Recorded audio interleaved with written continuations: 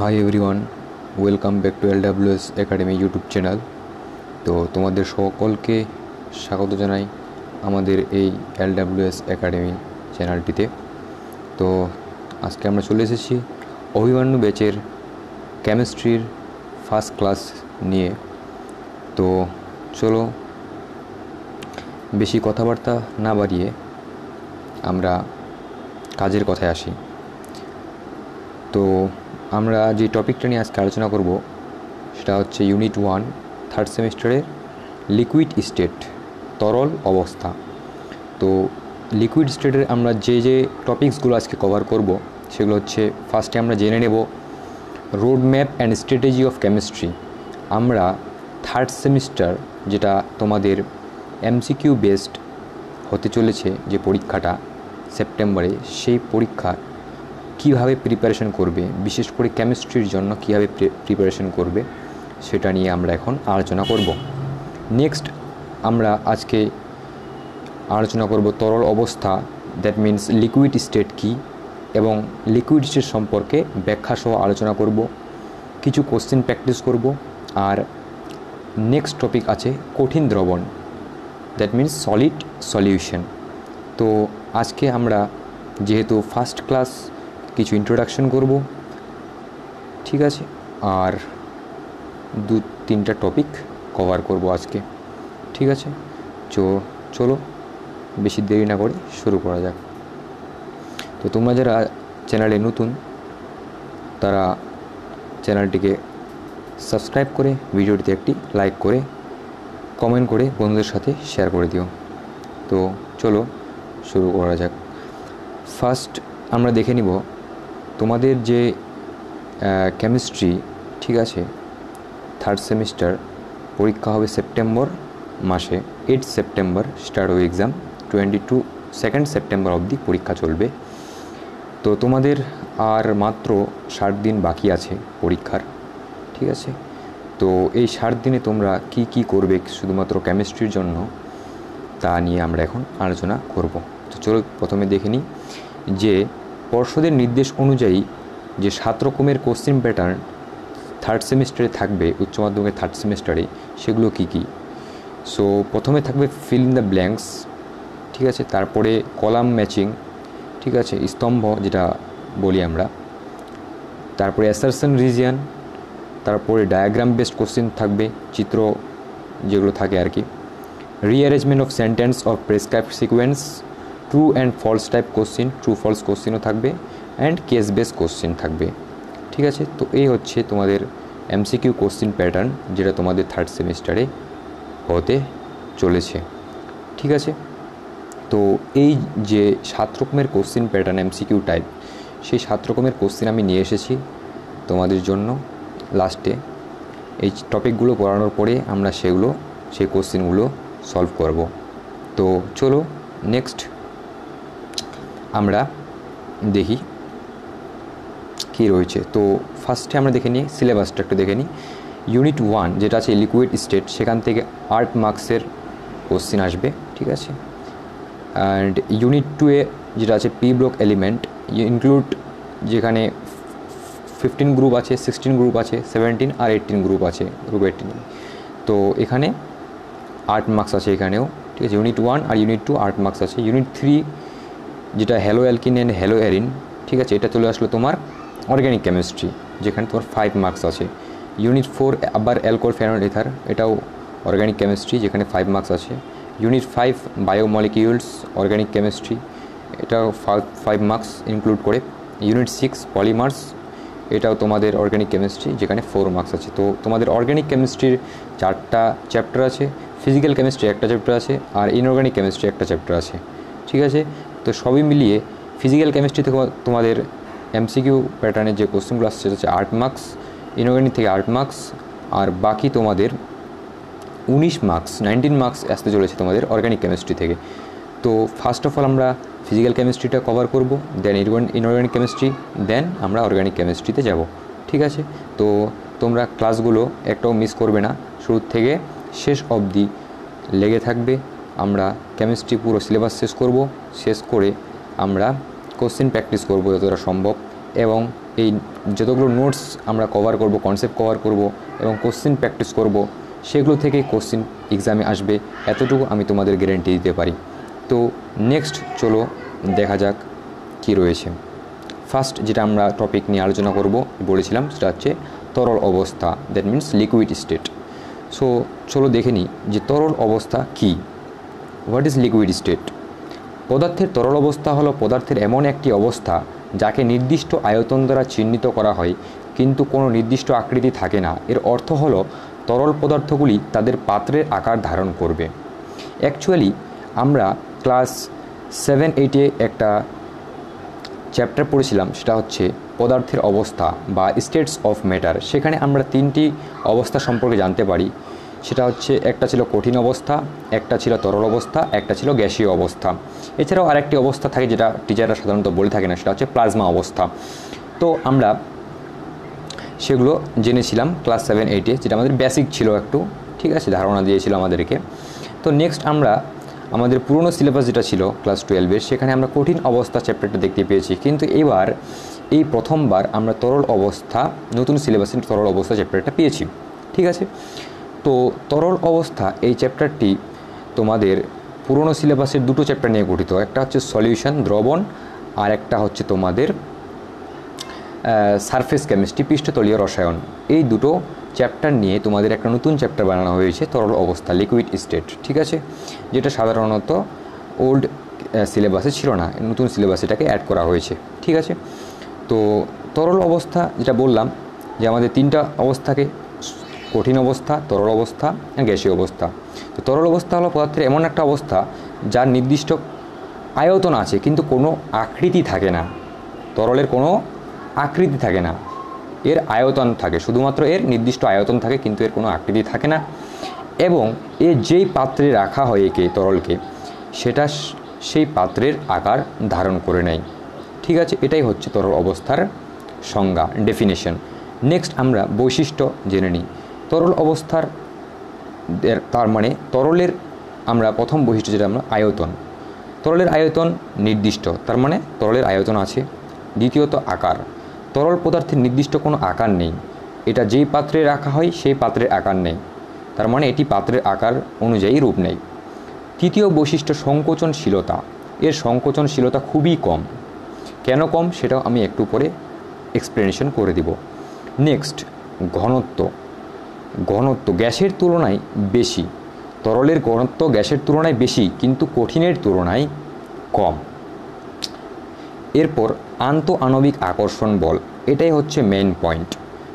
তো তরল পদার্থের অণুগুলির মধ্যে কিন্তু আন্তঃআণবিক স্থান কঠিনের তুলনায় বেশি থাকে, এই জন্য আন্তঃআণবিক আকর্ষণ বল তুলনায় দুর্বল, ঠিক আছে। এটা আমি তোমাদেরকে একটা ছবির সাহায্যে বোঝাতে চাই। তোমরা এখানে দেখো, এখানে দেখো তোমরা যে এটা হচ্ছে সলিডের তোমাদের পার্টিকেলস। সলিডের কণাগুলো একদম টাইটলি প্যাকড আছে, একদম তোমাদের কাছাকাছি আছে, অণুগুলি একদম কাছাকাছি আছে। লিকুইডে একটু ফাঁকা ফাঁকা আছে, যাতে করে পার্টিকেলসগুলো কি করে একে অপরের সাথে পাশাপাশি কি করে যেতে পারে,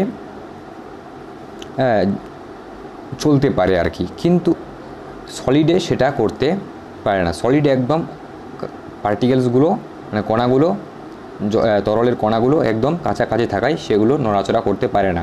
লিকুইডে তারা নড়াচড়া করতে পারে। তো কেন লিকুইডে নড়াচড়া করতে পারে? কারণ ওদের লিকুইডের ক্ষেত্রে, তরলের কণাগুলোর ক্ষেত্রে আমরা দেখতে পাই যে এদের মধ্যে ইন্টারমলিকিউলার স্পেস, আন্তঃআণবিক স্থান থাকে, ঠিক আছে। তো আন্তঃআণবিক স্থান যাদের থাকে, ঠিক আছে, কিছুটা হলেও আছে। আবার এখানে গ্যাসের ক্ষেত্রে দেখবে আন্তঃআণবিক তোমাদের স্থানটা আরও বেশি আছে, ঠিক আছে, ডবল আছে, ঠিক আছে, কার থেকে? লিকুইডের থেকে। তো সেক্ষেত্রে আমি বলতে পারি যে লিকুইডের আন্তঃআণবিক আকর্ষণ বল, তো এদের আকর্ষণ বলটাও কি, আকর্ষণ বলটাও কম, কার থেকে? সলিডের থেকে। কার? লিকুইডের, ঠিক আছে। কারণ লিকুইডে আমরা কি দেখতে পাচ্ছি যে এখানে তরলের ক্ষেত্রে আমরা কি দেখতে পাচ্ছি, তরলের যে অণুগুলো আছে সেগুলো পাশাপাশি অবস্থান করছে না, কিন্তু সলিডের ক্ষেত্রে পাশাপাশি অবস্থান করছে, তার বলে এখানে ফোর্স অফ অ্যাট্রাকশনটা, ইন্টারমলিকুলার ফোর্স অফ অ্যাট্রাকশনটাও বেশি। কিন্তু লিকুইডের ক্ষেত্রে সেই ইন্টারমলিকুলার ফোর্স, আন্তঃবিমাণবিক আকর্ষণ বলটা কম। কার থেকে? সলিডের থেকে। আবার গ্যাসের ক্ষেত্রে কম। কার থেকে? লিকুইডের থেকে। তো এটাই আমি এখানে তোমাদেরকে বোঝাতে চেয়েছি, ঠিক আছে। তো এখানে ওটাই বলেছে যে তরল পদার্থের অণুগুলির মধ্যে আন্তঃআণবিক স্থান কঠিনের তুলনায় বেশি থাকায় এদের আন্তঃআণবিক আকর্ষণ বল তুলনায় দুর্বল হয়, ঠিক আছে। আর এই কারণেই এদের সংকোচনশীলতা খুবই কম হয়, ঠিক আছে, এবং ঘনত্ব তুলনায় কম হয়। নেক্সট, দৃঢ়তা ও প্রবাহ ক্ষমতা। এদের দৃঢ়তা কম, রিজিডিটি কম, অ্যান্ড এটা প্রবাহ ক্ষমতা কীরকম? এটা সহজেই প্রবাহিত হতে পারে, যেরকম কঠিন পদার্থ সহজে প্রবাহিত হতে পারে না, তরল পদার্থ সহজে প্রবাহিত হতে পারে। 7 নম্বর যেটা বৈশিষ্ট্য তরলের, সেটা হচ্ছে গতিশক্তি। এই আন্তঃআণবিক বল কঠিনের থেকে দুর্বল থাকে। আন্তঃআণবিক আকর্ষণ বলটা কঠিন পদার্থের থেকে তরলে দুর্বল থাকায় এর গতিশক্তিও তুলনামূলকভাবে বেশি থাকে, ঠিক আছে। এর গতিশক্তি তুলনামূলকভাবে বেশি থাকে, ঠিক আছে। নেক্সট আমরা চলে আসি তোমাদের প্রশ্নের দিকে। তরল পদার্থের কোন বৈশিষ্ট্যটি সঠিক? আমরা একটু আগে বললাম যে তরল পদার্থের বৈশিষ্ট্য সম্পর্কে। সেখানে আমরা তরল পদার্থের আকার জেনেছি, তরল পদার্থের আয়তন জেনেছি। তো আমরা কি জানেছি? যে তরল পদার্থের আকার নেই, কিন্তু এর নির্দিষ্ট আয়তন থাকে। তাহলে এখানে তোমাদের কোন অপশানটা ঠিক হয়ে যাচ্ছে? অপশান তোমাদের ঠিক হয়ে যাচ্ছে অপশান নাম্বার বি। নির্দিষ্ট আকার থাকে না, কিন্তু নির্দিষ্ট আয়তন থাকে। দ্বিতীয় প্রশ্নে কি বলা হয়েছে? তরল পদার্থের কণাগুলোর মধ্যে কি ধরনের আন্তঃআণবিক আকর্ষণ বল থাকে? খুবই শক্তিশালী, একেবারেই থাকে না, মাঝারি ধরনের, অত্যন্ত দুর্বল। তো তরল পদার্থের কণাগুলির মধ্যে আন্তঃআণবিক আকর্ষণ বল থাকে একদম মাঝারি ধরনের। সবচেয়ে বেশি থাকে কোথায়? সবচেয়ে আন্তঃআণবিক আকর্ষণ বল থাকে তোমাদের কঠিন পদার্থে, আর মাঝারি ধরনের থাকে কোথায়? তরলে। আর আন্তঃআণবিক আকর্ষণ বল একেবারে থাকে না তোমাদের কোথায়? গ্যাসের মধ্যে, গ্যাসীয় পদার্থের ক্ষেত্রে। নেক্সট আমরা চলে আসি, এটা ছিল তোমাদের MCQ type multiple choice question, যেখানে 4টা অপশান থাকবে, এই ধরনের একটা প্যাটার্ন দেখা যাবে। নেক্সট তোমাদের কেস বেস কোশ্চেন যেগুলো, ঠিক আছে, সেটাও তোমাদের পরীক্ষায় আসতে চলেছে। জাস্ট আমি একটা এক্সাম্পল দিচ্ছি, ঠিক আছে, দেখে নাও। রাহুল একটি পাত্রে পানি ঢাললো। রাহুল কী করলো? একটি পাত্রে পানি ঢাললো, ঠিক আছে। তো এবং লক্ষ্য করলো যে পানি পাত্রের আকার অনুযায়ী রূপ নিচ্ছে। এরপর সে সেই পানিতে একটি বল ফেলে দেয়। আচ্ছা, তো যেটা নিচে আবার ডুবে গেল, ঠিক আছে। তো এবার প্রশ্ন বলছে যে পানি কী ধরনের পদার্থ? তো আমরা জানি পানি কী ধরনের পদার্থ। পানি একটা তরল পদার্থ, না হলে কি ওই তোমার বলটা কি নিচে ডুবে যেত না। সে তরল পদার্থ বলেই নিচে ডুবে গেছে। তো পানি কী ধরনের পদার্থ? পানি হচ্ছে একটা তরল পদার্থ। পানি নিজের আকৃতি ধারণ করতে পারছে না কেন? প্রশ্ন হচ্ছে যে পানি নিজের আকৃতি ধারণ করতে পারছে না কেন? কারণ এটি তরল, যার নির্দিষ্ট আয়তন আর থাকে, কিন্তু এর কোনো নির্দিষ্ট আকার থাকে না। তার জন্য এ যেই পাত্রে থাকে সেই পাত্রে আকার ধারণ করে, ঠিক আছে। এর নিজস্ব কোনো আকৃতি থাকে না, ঠিক আছে। এরপর পানিতে বল ডুবে যাওয়ার অর্থ কী? মানে পানিতে বলটা ডুবে গেল কেন? কারণ পানির ঘনত্ব বলের তুলনায় কম, এবং বলের ঘনত্ব এখানে বেশি, পানির ঘনত্ব কম বলেই এখানে বলটি ডুবে গেছে। তো এই ধরনের কোশ্চেনও তোমাদের পরীক্ষায় দেখতে পাবে, সেটা হচ্ছে কেস বেস কোশ্চেন সেটাকে, ঠিক আছে। তো এটা জাস্ট আমি এক্সাম্পল দিয়ে দিচ্ছি, ঠিক আছে, তোমাদেরকে যে কী ধরনের প্রশ্ন তোমাদেরকে পরীক্ষায় আসতে পারে, ঠিক আছে। তো এরকম প্রশ্ন আমি আরও ডেলি প্র্যাকটিস প্রবলেম হিসেবে, তোমাদের ডিবিপি হিসেবে তোমাদের টেলিগ্রাম ও হোয়াটসঅ্যাপ গ্রুপে দিতে থাকবো প্রতিদিন, ঠিক আছে। তো তোমরা সেগুলো সলভ করতে থাকবে, ঠিক আছে। প্রতিদিন ক্লাসের পর, কেমিস্ট্রি ক্লাসের পর আমি এই ধরনের প্রশ্ন গ্রুপে আমাদের টেলিগ্রাম এবং হোয়াটসঅ্যাপ গ্রুপ দুটোতেই দিব। তোমরা সেই টেলিগ্রাম ও হোয়াটসঅ্যাপ গ্রুপে জয়েন হয়ে গিয়ে সেখানে সেগুলো সলভ করতে পারো। নেক্সট কোশ্চেন, 3 নম্বর কোশ্চেন, ঠিক আছে। নিচের কোনটি তরল অবস্থার একটি বৈশিষ্ট্য? নিচের কোনটি তরল অবস্থার একটি বৈশিষ্ট্য? প্রথম অপশন বলেছে নিজের থেকে নির্দিষ্ট আকৃতি রাখে, খুব সহজে সংকুচিত করা যায়, নিজের থেকে প্রবাহিত হতে পারে, কণাগুলো একে অপরের থেকে অনেক দূরে থাকে। তো এখানে কোনটা তরল অবস্থার বৈশিষ্ট্য? তো তোমাদের জন্য আমি একটু সময় রাখছি, তোমরা নিজের থেকে পারলে একটু সলভ করো। চলো, তো তোমাদের সময় শেষ, তো আমি বলে দিই এর অ্যান্সারটা। তো তরল অবস্থার একটি বৈশিষ্ট্য হলো যে এটা তো হবেই না, এর নির্দিষ্ট কোনো আকৃতি নেই, খুব সহজে সংকুচিত করা যায়, এটাও না, নিজের থেকে প্রবাহিত হতে পারে। অপশান সি কারেক্ট হয়ে যাবে। ডি কেন হলো না? কারণ কণাগুলো একে অপরের থেকে অনেক দূরে থাকে না, একে অপরের থেকে হালকা কাছাকাছি থাকে, ঠিক আছে, অল্প হলেও কাছাকাছি থাকে, ঠিক আছে, অতটাও দূরে থাকে, এখানে বলছে অনেক দূরে, তো এটা ভুল হয়ে যাবে, ঠিক আছে। তো answer is C, option C. Next প্রশ্ন, নিচের কোন পদার্থটি তরল অবস্থায় থাকতে পারে? লবণ, পারদ, কার্বন ডাইঅক্সাইড, ম্যাগনেসিয়াম। আমরা কি জানি যে পারদ হচ্ছে একটি তরল ধাতু, তরল ধাতুকে পারদ। তাহলে এখানে কোন পদার্থটি তরল অবস্থা থাকতে পারে? সেটা হচ্ছে পারদ। তোমাদের জেনে থাকার জন্য আরেকটা কোশ্চেন আমি বলে দিই, তরল অধাতু কোনটি? তরল অধাতু কোনটি সেটা অ্যান্সার হয়ে যাবে ব্রোমিন। যদি পরীক্ষায় আসে তরল অধাতু কোনটি, সেটা হচ্ছে ব্রোমিন। এটা রুম টেম্পারেচারে তরল লিকুইড থাকে, ব্রোমিন, ঠিক আছে। নেক্সট প্রশ্ন, তরল পদার্থের সংকোচন যোগ্যতা, দ্যাট মিনস কম্প্রেসিবিলিটি কেমন? খুবই বেশি, একেবারে থাকে না, কঠিনের চেয়ে বেশি, গ্যাসের চেয়ে কম, গ্যাসের চেয়ে বেশি। তো আমরা কি জানি যে সংকোচন যোগ্যতা বা কম্প্রেসিবিলিটি যেটা আছে সেটা গ্যাসের সবচেয়ে বেশি থাকে। তার মানে কি কঠিনের চেয়ে বেশি, গ্যাসের চেয়ে কম, এই অপশান সিটা হয়ে যাবে, ঠিক আছে। গ্যাসের সবচেয়ে বেশি থাকে, কঠিনের তো কম্প্রেসিবিলিটি তোমাদের কি থাকে? কঠিনের কম্প্রেসিবিলিটি তোমাদের একেবারে থাকে না, নাকি তোমাদের বেশি? এখানে কঠিনের তোমাদের যে কম্প্রেসিবিলিটি সেটা হচ্ছে কম, তারপরে দেন হচ্ছে তোমাদের লিকুইড, দেন তোমাদের গ্যাস, ঠিক আছে। নেক্সট প্রশ্ন আমরা দেখে নিই কী বলেছে, ফিল ইন দ্য ব্ল্যাঙ্কস। তো এমসিকিউ প্যাটার্ন আমরা দেখে নিলাম, এমসিকিউ প্যাটার্নের কোশ্চেন। ফিল ইন দ্য ব্ল্যাঙ্কসে কী আছে? তরল পদার্থের নির্দিষ্ট ড্যাশ থাকে কিন্তু নির্দিষ্ট আকার থাকে না। তরল পদার্থের নির্দিষ্ট কী থাকে বলো?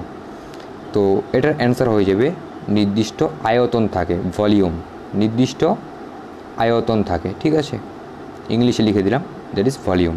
তরল পদার্থের কণাগুলির মধ্যে, তরল পদার্থের নেক্সট কোশ্চেন যেটা আছে, তরল পদার্থের কণাগুলির মধ্যে আন্তঃআণবিক বল ড্যাশ ধরনের হয়? কী ধরনের হয়? তরল পদার্থের কণাগুলির মধ্যে আন্তঃআণবিক বল কী ধরনের হয়? তো এগুলো প্রশ্ন তোমরা নিজে থেকে সলভ করবে, কেন আজকে তোমাদের প্রথম ক্লাস, তো তোমাদের আরও টপিকও কভার করতে হবে, তো এগুলো তোমরা নিজে করার চেষ্টা করবে। এটা হচ্ছে ট্রু ফলস টাইপের কোশ্চেন, যেরকম তরল পদার্থ নিজের থেকে নির্দিষ্ট আকৃতি ধারণ করতে পারে, তো এর তো আকৃতি ধারণ করতে পারে না, কিন্তু এখানে বলছে কি পারে, তাহলে এটা কী হয়ে যাবে? ফলস হয়ে যাবে, ঠিক আছে, এফ। তাহলে এই ধরনের আরও অনেক প্রশ্ন আছে, ঠিক আছে। তরলের সংকোচন যোগ্যতা গ্যাসের তুলনায় কম, ঠিক আছে, তাহলে এটা ট্রু, সত্য, কারণ গ্যাসেরটা বেশি হয়, তাহলে তরলেরটা কী হয়? গ্যাসের তুলনায় কম হয়, তাহলে এটাও তোমাদের ট্রু ফলসের একটা কোশ্চেন, ঠিক আছে। তো বাকি প্রশ্নগুলো তোমরা নিজের থেকে সলভ করার চেষ্টা করবে, না পারলে তোমরা কমেন্ট বক্সে জিজ্ঞাসা করবে, আমরা সেখান থেকে তোমাদের উত্তর দেওয়ার চেষ্টা করব। নেক্সট প্রশ্ন আমরা চলে যাই। তো এখানে প্রশ্ন তো নেই, এবার নতুন একটা তোমাদের টপিক স্টার্ট হচ্ছে, সেটা হচ্ছে কঠিন দ্রবণ। এর মানে হচ্ছে কি সলিড সলিউশন, ইংলিশে সলিড সলিউশন, বাংলায় হচ্ছে কঠিন দ্রবণ।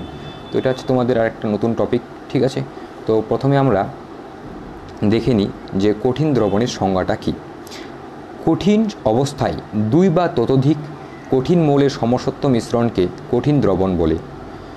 কঠিন অবস্থায় কি বলেছে এখানে? কঠিন অবস্থায়, ঠিক আছে, সলিড স্টেটে দুটি বা তার বেশি কঠিন মৌল, ঠিক আছে, সলিড এলিমেন্ট যখন সমসত্ব মিশ্রণকে, ঠিক আছে, কঠিন মৌলের সমসত্ব মিশ্রণকে, ঠিক আছে, সলিড এলিমেন্টের সমসত্ব মিশ্রণটাকে আমরা বলি কঠিন দ্রবণ, ঠিক আছে।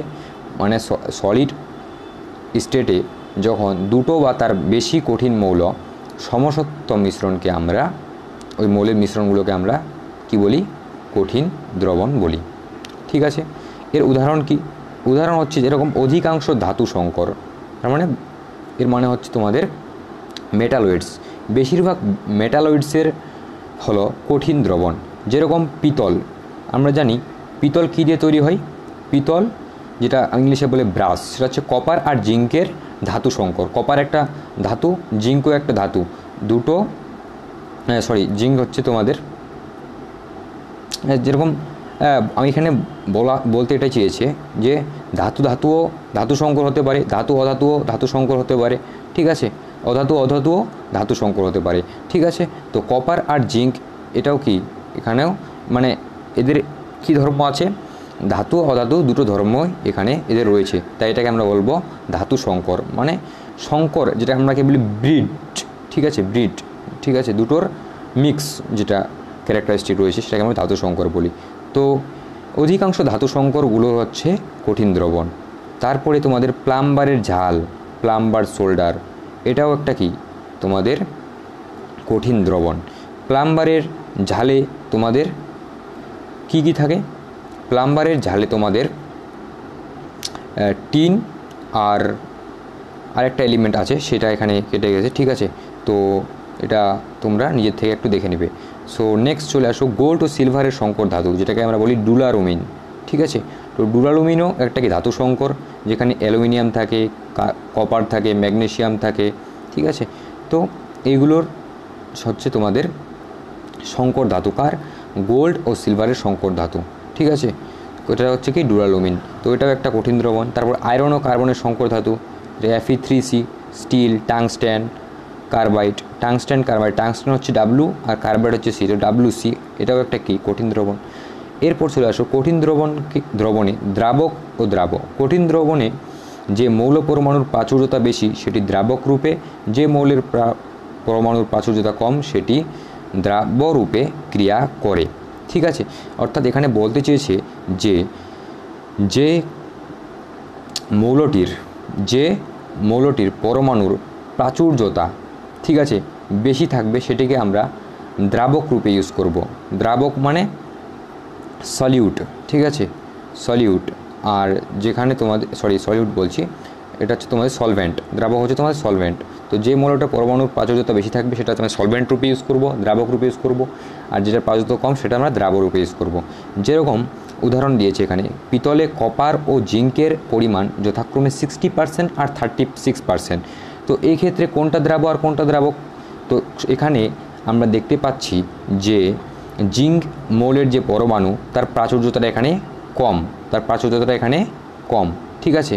জিঙ্কের মৌলের পরমাণুর প্রাচুর্যতা কম, কার থেকে, পিতলের থেকে, ঠিক আছে, ব্রাস। তো এই ক্ষেত্রে তোমাদের জিঙ্কটা হয়ে যাচ্ছে এখানে তোমাদের দ্রাবক, আর পিতলে যে কপার রয়েছে সেই কপারটা হচ্ছে তোমাদের দ্রাবক। কেন, কারণ কপারের তোমাদের 60% আর জিঙ্ক কত রয়েছে 36%। পিতলে কপার আর জিঙ্কের পরিমাণ কত, 36% তোমাদের রয়েছে জিঙ্ক, আর 64% রয়েছে কপার। তার মানে কপারটা এখানে কি বেশি হয়ে যাচ্ছে আর জিঙ্কটা কি এখানে কম হয়ে যাচ্ছে প্রাচুর্যতাটা।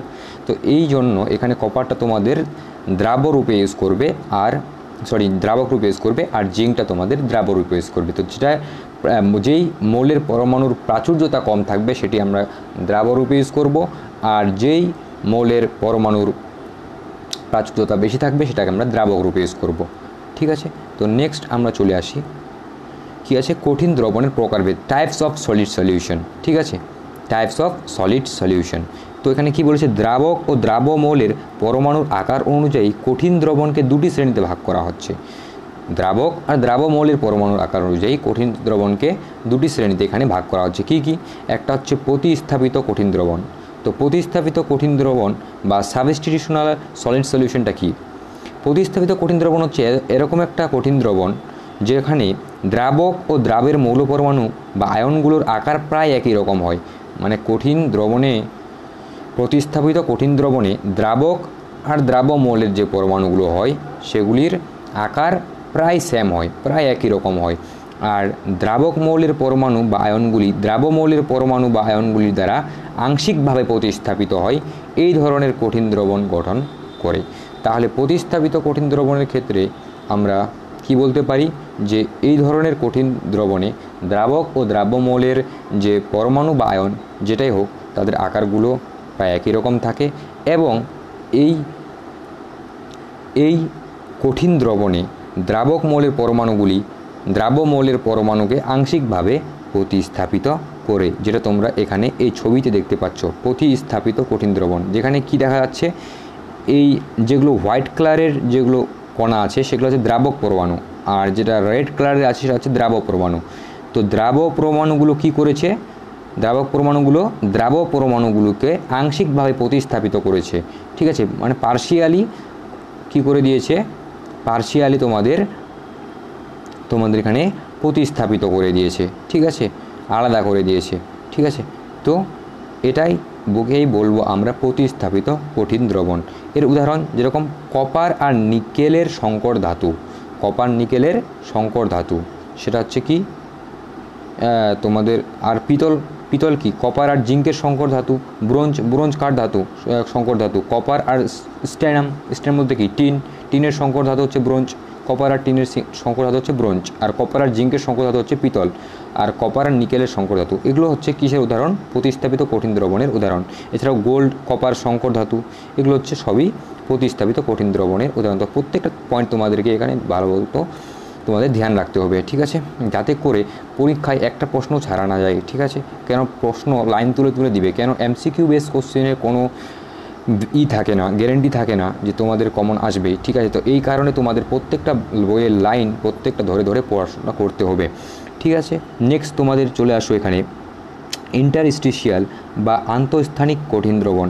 নেক্সট আমরা পড়েছিলাম কঠিন দ্রবণের দুটো প্রকার, একটা প্রতিস্থাপিত কঠিন দ্রবণ সেটা আমরা পড়লাম, এবার আমরা দেখব ইন্টারস্টিশিয়াল বা অন্তঃস্থানিক কঠিন দ্রবণ কোনটা কী, ঠিক আছে। তো এই ধরনের কঠিন দ্রবণে, দ্যাট মিন্স ইন্টারস্টিশিয়াল বা অন্তঃস্থানিক কঠিন দ্রবণে দ্রাবমৌলের পরমাণুর আকার দ্রাবক মৌলের পরমাণুর আকার অপেক্ষা অনেক ছোট হয়, ঠিক আছে।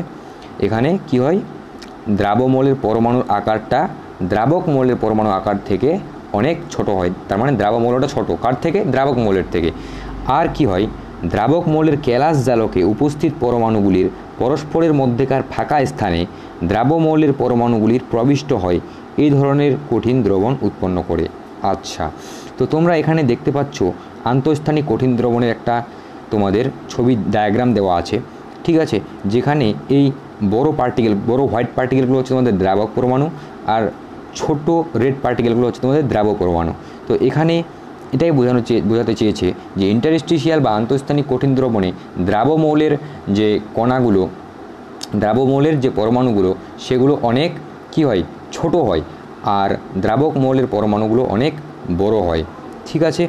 এছাড়াও কি হয়, এখানে দ্রাবক মৌলের কেলাস জালকে, এই দ্রাবক মৌলগুলির কেলাস জালকে ছোট ছোট বলতে বুঝে গেছো, ছোট বলতে এখানে বোঝানো হচ্ছে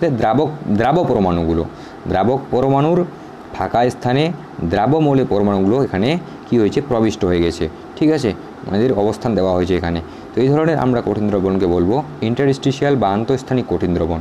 এর উদাহরণ যেরকম টাংস্টেন কার্বাইড, আয়রন কার্বনের ধাতু সংকর, তারপরে স্টিল, এই ধরনের তোমাদের ধাতু সংকরগুলো হচ্ছে আন্তঃস্থানিক কঠিন দ্রবণের এক্সাম্পল, ঠিক আছে, উদাহরণ, ঠিক আছে। তো নেক্সট তোমাদের কি রয়েছে, আর তো এরকম কিছু নেই, ঠিক আছে। তো এইটুকু অবধি তোমাদের আজকে শর্টকাটে মধ্যে, ঠিক আছে, তোমাদের আজকে যেহেতু ইন্ট্রোডাকশন ক্লাস ছিল, তো তোমাদের একটা রোডম্যাপ দিয়ে দিলাম যে তোমরা তোমাদের পরীক্ষার আর 60 দিন আছে বাকি, ঠিক আছে। তো তোমরা এখন থেকে পড়াশোনা ভালোভাবে স্টার্ট করে দাও, আর LWS একাডেমির সাথে জুড়ে যাও। LWS একাডেমিতে প্রতিদিন ক্লাস হবে, ঠিক আছে। কেমিস্ট্রির ক্লাস সপ্তাহে 2টো করে হবে, ঠিক আছে। তো কেমিস্ট্রির সিলেবাস আমি পুরোটা শেষ করে দরকার প্রয়োজনে আমি বেশি ক্লাস নিব তোমাদের জন্য, ঠিক আছে, এবং পুরো সিলেবাস কভার করব, বেশি করে MCQ প্র্যাকটিস করাবো, প্রত্যেকটা প্যাটার্নের কোশ্চিন আমি প্র্যাকটিস করাবো, যাতে করে পরীক্ষায় তোমরা হুবহু স্যাম কোশ্চিন পরীক্ষায় দেখতে পাও, ঠিক আছে। তো আজকে এই সেশনটা এই পর্যন্ত রাখছি, থ্যাংক ইউ। তোমাদের মধ্যে যদি কেউ আমাদের টেলিগ্রাম ও হোয়াটসঅ্যাপ চ্যানেলে যুক্ত হতে চাও, তাহলে এখানে তাদের স্ক্যানার দেওয়া আছে, সেখানে তোমরা যুক্ত হয়ে যেতে পারো। তোমাদের এই মূল্যবান সময়টুকু দেওয়ার জন্য তোমাদেরকে সকলকে অসংখ্য ধন্যবাদ। তো চলো, যদি তোমরা চ্যানেলে নতুন হয়ে থাকো, চ্যানেলে লাইক সাবস্ক্রাইব, আর সেশনটি কেমন লাগলো তার জন্য একটা কমেন্ট করে। যদি তোমরা মনে হয় যে ভিডিওতে কিছু ইমপ্রুভ করা দরকার, ক্লাসে কিছু ইমপ্রুভ করা দরকার, তোমাদের আরও কী চাও ভিডিওতে, ঠিক আছে, তোমাদের আরও কী ধরনের ক্লাস করালে ভালো হবে আমাদের একটু সাজেস্ট করো, যাতে করে আমরাও নিজেদেরকে একটু ইমপ্রুভ করতে পারি, ঠিক আছে, আমরাও একটু নিজেকে কঠিন করতে পারি, ঠিক আছে, এবং তোমাদেরকে ভালোভাবে সাহায্য করতে পারি, তোমাদের পড়াশোনার ক্ষেত্রে তোমাদেরকে এগিয়ে নিয়ে যেতে পারি, ঠিক আছে। তো ঠিক আছে, সেশনটা এই অবধি রাখছি। তোমরা চাইলে বন্ধুদের সাথে শেয়ার করে দিতে পারো, এবং যাতে করে তারাও এই সেশনটার উপকার পেতে পারে। তো থ্যাংক ইউ।